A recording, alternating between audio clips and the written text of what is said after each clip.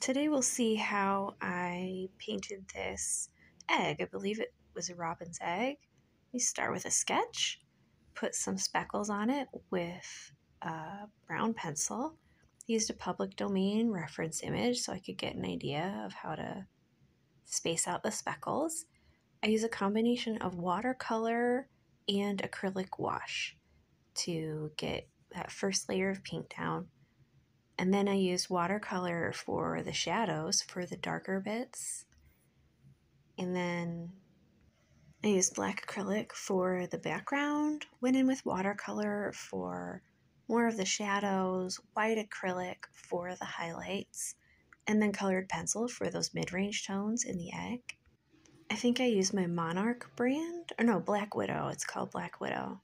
So there's this sort of the finished result, which I then scanned into my computer and had printed at Walgreens.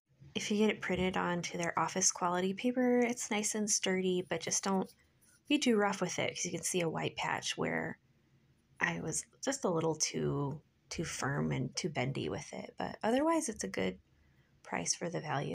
This is a dollar store frame, so for $1.25, it was too shiny. So you'll see this in a minute. I used moleskin paper for the back, so a little more beigeish yellow tinge, but when I was trying to style it, it was just so reflective. I couldn't get any good shots of it.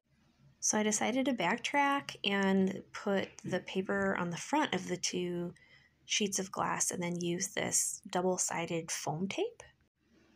I was pretty haphazard and imprecise, but I didn't feel like it impacted the end result too much, so I was fine with it. After removing the backing, then I secured it to the moleskin paper. You can see I cut my thumb on the original glass when I was kind of moving things around a bit. After this, I styled it for some photos for my Etsy shop. I'll put the link down below so that you can buy a digital print for yourself. I recommend printing it on heavy paper or Walgreens office paper. Have a good day. Bye-bye.